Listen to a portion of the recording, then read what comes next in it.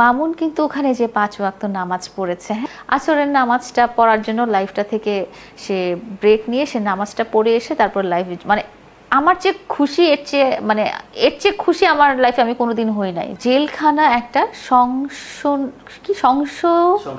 সংশোধনাগার, হ্যাঁ, সংশোধনাগার, যেখানে আসলে মানুষকে কিন্তু কষ্ট দেওয়া হয় না। হ্যাঁ, ওখানে আপনার যদি কোনো খারাপ অভ্যাস থাকে সেটা দূর হয়ে যাবে, আপনার লাইফস্টাইলটা সুন্দরভাবে চেঞ্জ হবে, আপনি একটা ধর্মীয় পথে আগাবেন, আপনি একটা ডিসিপ্লিন লাইফ লিড করবেন, আপনার উশৃঙ্খল লাইফটা থাকবে না। তো এই জিনিসটা আমি যখন আজকে গেলাম, আমি জীবনে প্রথম কেন্দ্রীয় কারাগারে গিয়েছি এবং আমার কাছে মামুন আজকে যেটা বললো যে ওর মনে হয়েছে কোনো ইউনিভার্সিটির ডরমেটরিতে থেকেছে।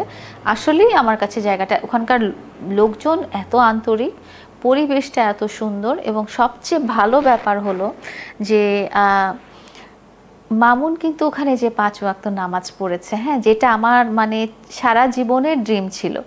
আমি একটা ছোট গল্প বলি যে আমাদের ওর লাইফস্টাইলটা এরকম ছিল যে ও দেখা যেত সারা রাত পাবজি খেলছে, সারা দিন ঘুমাচ্ছে, ও সকালে নাস্তা খেত না, দুপুরের খাবারটা হয়তো বিকালে খেত, বিকালে রাতের খাবারটা হয়তো মাঝরাতে খেত, এই ধরনের একটা লাইফস্টাইল ছিল।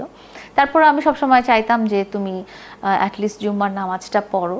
তো ওকে কষ্ট করে ঘুম থেকে টেনে উঠায় আমাদের একদম বাসার কাছে ৫ নম্বর রোডে মসজিদ, তো ওকে রিক্সায় করে আমি দিয়ে আসতাম। নামাজ হয়তো কিছুক্ষণ মিনিট, ওই কতক্ষণ মিনিট আমি আশা পেশা হাঁটাহাঁটি করে আবার ওকে রিক্সায় করে নিয়ে আসতাম। আপনারা হয়তো এরকম ছবি আমাদের ফেসবুকে দেখেছেন যে আমি ওকে মসজিদে নিয়ে যাচ্ছি। তো এই জিনিসটা আমার অলওয়েজ খুব ড্রিম ছিল যে ও একটা ধর্মীয় পথে চলুক, এবং এই যে রেগুলার নামাজ পড়ার ব্যাপারটা কিন্তু আমিও অনেক সময় করতে পারিনি। আমি পড়েছি, বাট রেগুলার ৫ ওয়াক্ত নামাজ পড়াটা আমার অনেক সময় হয়ে ওঠেনি এবং ওকেও আমি করাতে পারিনি। ওই যে মাঝে মাঝে জোর করে নিয়ে যেতাম জুম্মা নামাজটা পড়ার জন্য, এটা আগের কথা বলছি।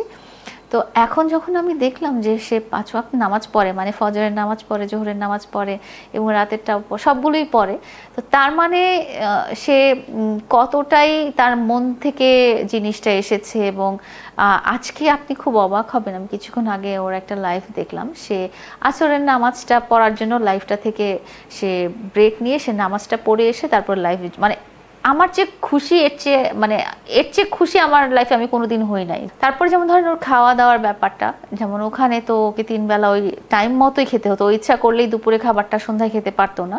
তো এই জিনিসটাও হয়েছে আসলে ওর লাইফে, যেই পরিবর্তনগুলো আমি এত কয় বছর ধরে আনতে চেষ্টা করেছিলাম, বা আমি ওর পরিবার বা বন্ধুদের সাহায্য নিয়ে আনানোর চেষ্টা করেছিলাম, সেটা কিন্তু এই 20 দিনে আমি অনেক দেখেছি। এবং সত্যি কথা বলি, যদিও শুনতে খুব খারাপ লাগে, জেলখানা এই শব্দটা খুব খারাপ লাগে, কিন্তু এটাতে ওর লাইফের একটা আমূল পরিবর্তন আমি জাস্ট আধা বেলায় দেখেছি। আরও অনেক ভালো পরিবর্তন হয়তো হয়েছে, যেহেতু এখন আমার সাথে নাই। আমি জাস্ট লাইফটা দেখে বুঝলাম যে সে লাইভের মাঝখানে সে আসরের নামাজটা পড়ে এসে তারপর আবার লাইফটা করলো। তার মানে কতটা সে ধর্মভীরু হয়ে গেছে এবং কতটা ধর্মের প্রতি তার টানটা চলে আসছে। তো আল্লাহ রহমতে ও একটা কথা লাইভে বলেছে যে নিশ্চয়ই আল্লাহ উত্তম পরিকল্পনাকারী। তো আমিও আল্লাহকে অনেক ধন্যবাদ দিব যে আমি ওর একটা এরকম লাইফস্টাইলই চেয়েছিলাম। আমি চেয়েছিলাম যে ওর লাইফের মধ্যে একটা শৃঙ্খলা থাকুক, একটা নিয়ম কানুন থাকুক এবং ধর্মীয় অনুভূতিটা থাকুক। তো আল্লাহর পরিকল্পনা অনুযায়ী এরকম হয়েছে এবং আমি আল্লাহর কাছে অনেক কৃতজ্ঞ যে মামুনের মধ্যে এই ভালো পরিবর্তনটা আমি আধা বেলায় নোটিস করতে পেরেছি। আলহামদুলিল্লাহ।